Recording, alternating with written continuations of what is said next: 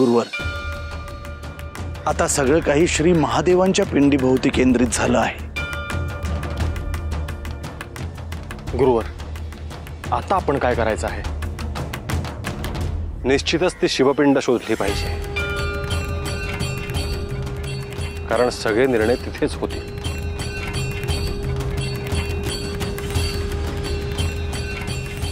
पण महादेव त्या अघोरीला सहाय्यभूत होत आहेत, ते तसं नाहीये काही। श्री महादेव हे सगळ्यांचेच आहेत, सत्य आणि असत्याच्या पलीकडे आहेत ते धर्म आणि अधर्म यांच्याही पलीकडे आहेत। जसं सूर्यदेव सकाळी आल्यावर ठरवून कोणालाही प्रकाश किंवा ऊर्जा देत नाही, परंतु त्यांचा लाभ हा सर्वांनाच होतो, तसंच आहे ते। पण आपल्याला हे अधर्माचं राज्य उलथवून टाकायचं आहे, तर त्यांचे आशीर्वाद लागणार। कारण एका अर्थाने त्यांच्या प्रतीकाचा चुकीचा वापर केलाय। स्वतः श्री महादेव सहाय्य करतील, परंतु त्याआधी गुरुवर ती शिवपिंड कुठे आहे ते शोधून काढतील। त्यानंतर त्या अघोरीने जो काही विधी केलेला आहे त्याचा काहीही उपयोग होणार नाही।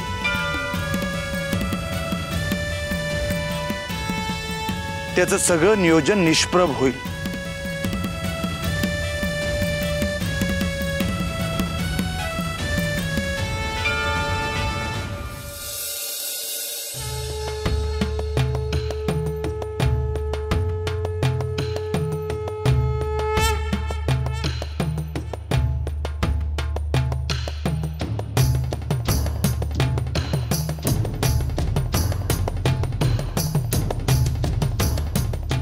आणि आपल्याला ठाऊक आहे की इथे जे लोक आहेत त्यांच्या गायी का मरतायत?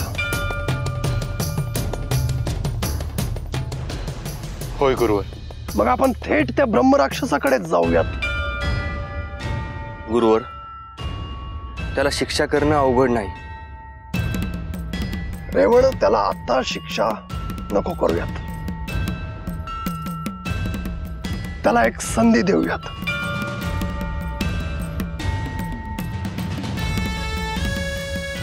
गुरुवर, त्याला समजावून सांगून काही उपयोग होईल का? त्याला समज देणं आवश्यक आहे कानी, कारण आपला तो संस्कार आहे। दैत्य असला तरी त्याला एक सुधारण्याची संधी दिली पाहिजे।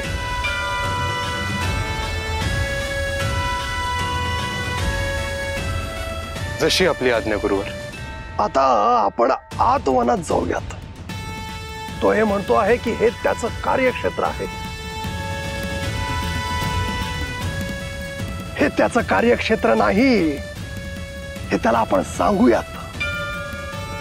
होय गुरुवर, जे लोक आयुष्यभर आपली गायी गुरं इथे चरत आले आहेत त्यांनी कुठे जायचं?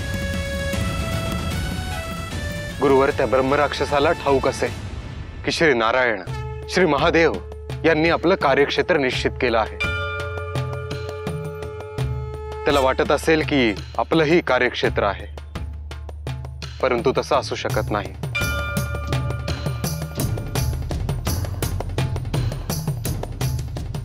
तेच त्याला सांगूयात। गुरुवर, तुम्ही म्हणता आहात तसं आपण आत वनात जाऊयात आणि त्याला समजावून सांगूयात।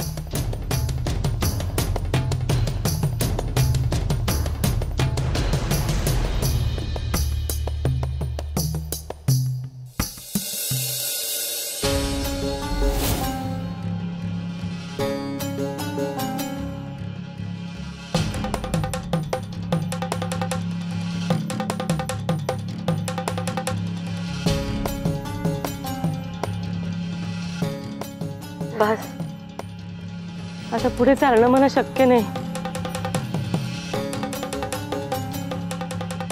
पर असं मध्येच कसं थांबणार? माझे पाय खूप दुखतायत, मला एकही पाऊल पुढे टाकवत नाहीये।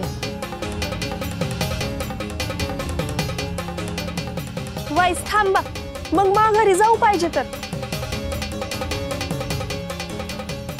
पर ही तर थांबणं जीवावर बेतायचं. वय खरंय. आपली गाय गुरं मरतात तर मारणारा हितच असला पाहिजे वनात कुठं तरी. हो, म्हणूनच नाथांना भेटलंच पाहिजे. काहीही करून मी चालेन, तुम्ही माझी काळजी नका करू.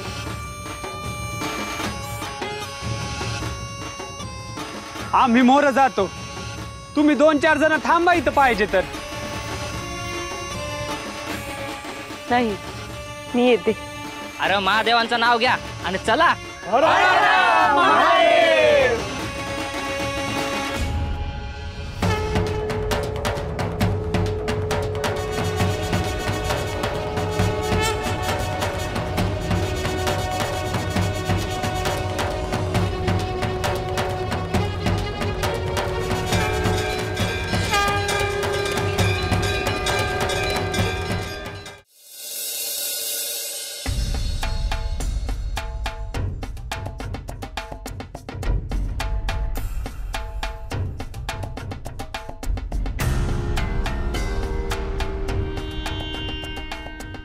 मामांजी, हे गेल्यापासून यांचा काही संदेश नाही हो. कामं खूप आहेत म्हणून गेलाय ना, शक्य झालं नसेल. पण उगाच मनात नाही नाही ते विचार येतात, बाकी काही नाही. दिवा पुढे समई ठेवत ठेवा. सकाळपासून 2-3 वेळेला विजली समई, तेल असूनही.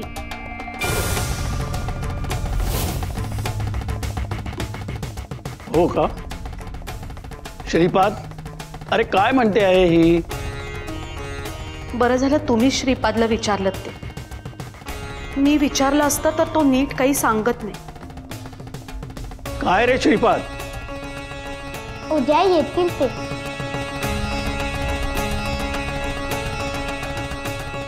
बाळा, सगळं सुखरूप आहे ना रे? आजचा दिवस थांब, उद्या जे काही असेल ते आल्यावर सांगतीलच की.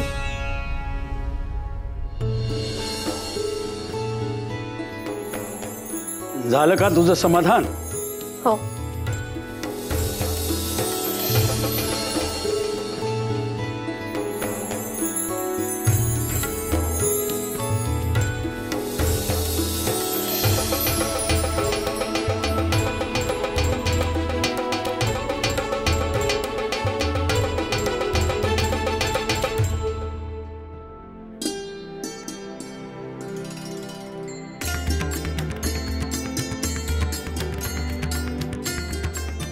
आई, मला भूक लागली आहे. हो, वाढते हा आता. आई, तुला पुन्हा स्वयंपाक करावा लागणार आहे आज.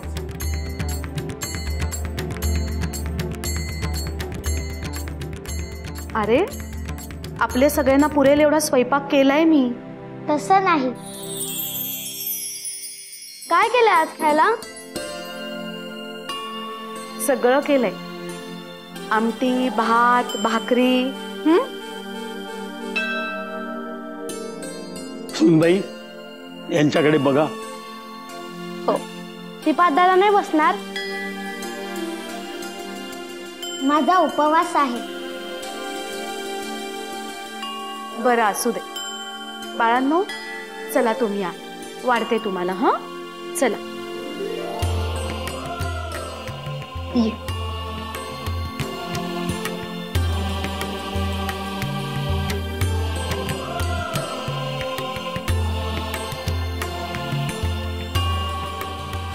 अन्नदान आजवर सुरू होतं, यापुढेही सुरू राहील. आज पुन्हा निमित्त आहे.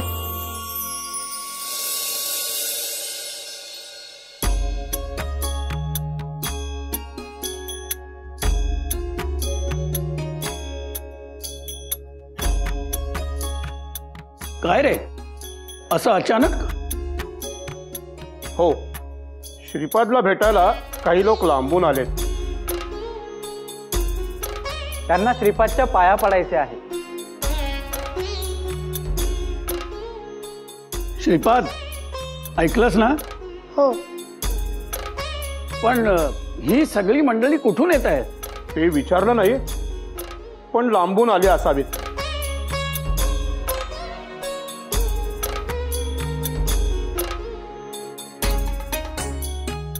या या या, बसा.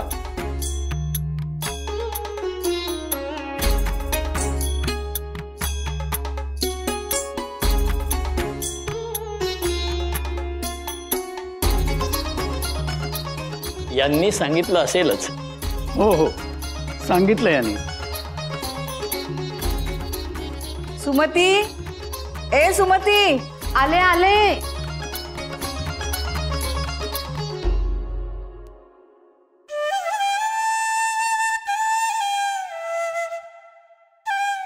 तरी मला आवाज आलाच. श्रीपादच्या दर्शनाला लोक येत आहेत, म्हटलं काही मदत लागली तर यावं.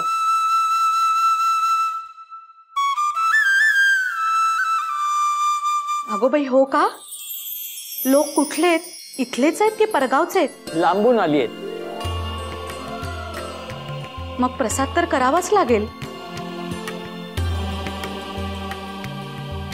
मी म्हटलं यांना की हिच्याकडे अखंड अन्नदान सुरू असतंच.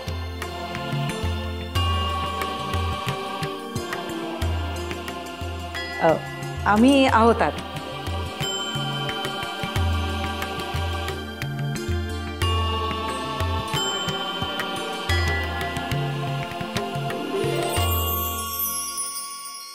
श्रीपाद, तू उच्चस्थानी बस. अरे लोक दर्शन घेणारच, ऐकणार नाहीत. बरं.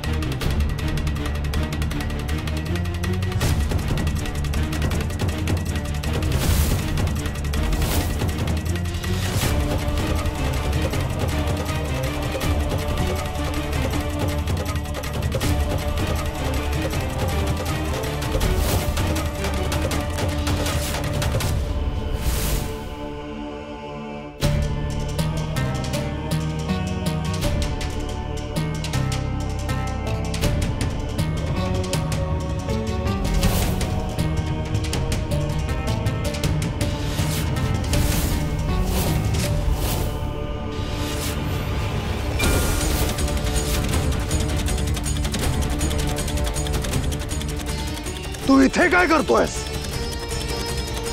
हे मी विचारलं पाहिजे. माझ्या क्षेत्रात तुम्ही कशा आलात? आपण कोणाशी बोलतो आहोत याचं भान हवं.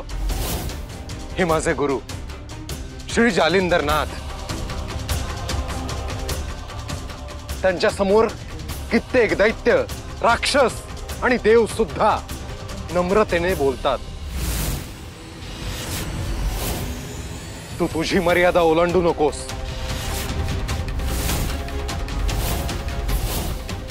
मी माझ्या क्षेत्राचा राजा आहे, बाकी मला काही ठाऊक नाही. माझ्या क्षेत्राचे नियम आहेत. माझ्या अनुमतीशिवाय इथं कोणी आला तर त्याचं मूल्य चुकवावं लागतं. तुला जे सांगितलं ते ध्यानात नाही आलं तुझ्या? मी आदेश देतो की तू हा भाग सोडून जा. इथल्या लोकांना त्रास देऊ नकोस आणि मुक्या जीवांना मारू नकोस.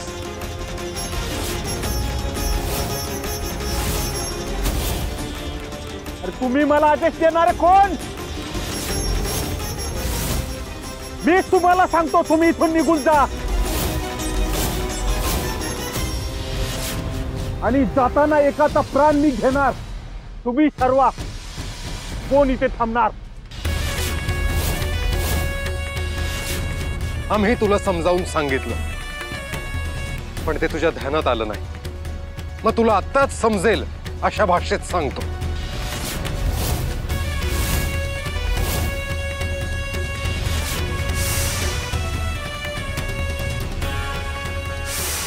आदेश, अलख निरंजन.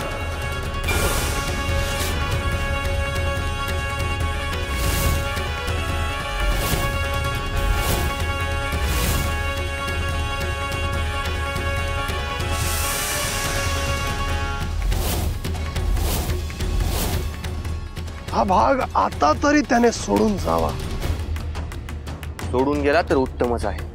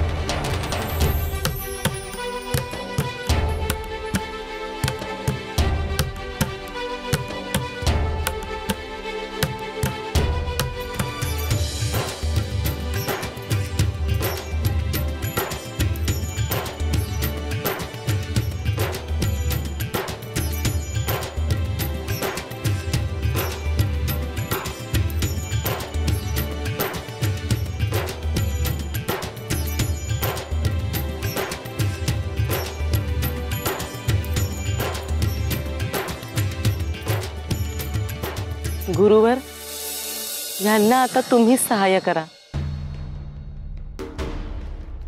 यांचं सगळं काही त्यांच्याकडे असलेल्या गायींवर अवलंबून आहे. पण प्रत्येक दिवशी यांच्या गायी मरतायत. या सगळ्याला एक ब्रह्मराक्षस कारणीभूत आहे आणि त्याला आम्ही त्या वनातून बाहेर काढून पळवून लावला आहे.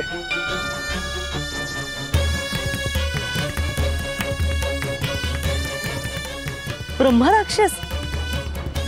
त्याच्यामुळे यांच्या गायी मृत्युमुखी पडतायत? होय. परंतु यापुढे असं होणार नाही. प्रत्यक्ष गुरुदेवांनी त्या ब्रह्मराक्षसाला ताकीद दिली आहे.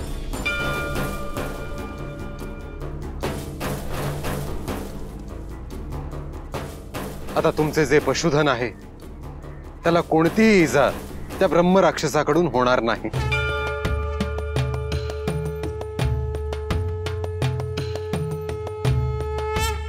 गुरुदेव, तुम्ही आल्यापासून आम्हाला खूप आधार वाटतोय. गुरुदेवांनी सांगितल्याप्रमाणे इथून पुढे एकही गाय मरणार नाही.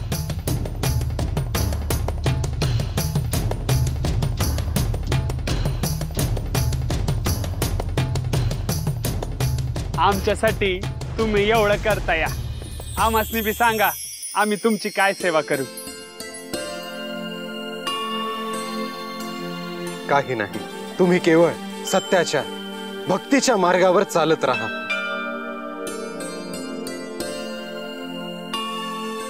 वाईट मार्गावरील काही गोष्टी खुणावतील, पण तो मोह टाळा. त्या गोष्टींपासून दूर राहा.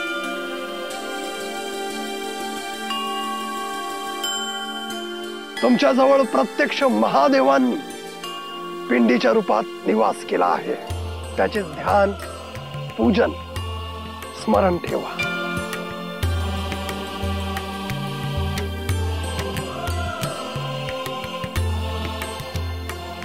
कशाचीही उणीव भासणार नाही.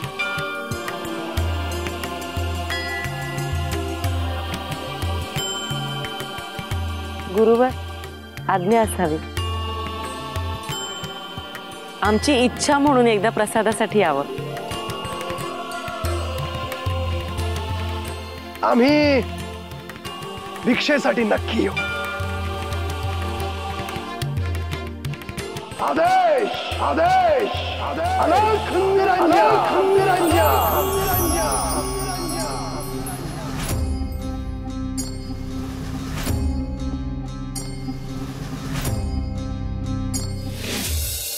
निरंजन अलख निरंजन अलख निरंजन हो अलख निरंजन अलख निरंजन अलख निरंजन अलख निरंजन अलख निरंजन हो अलख निरंजन।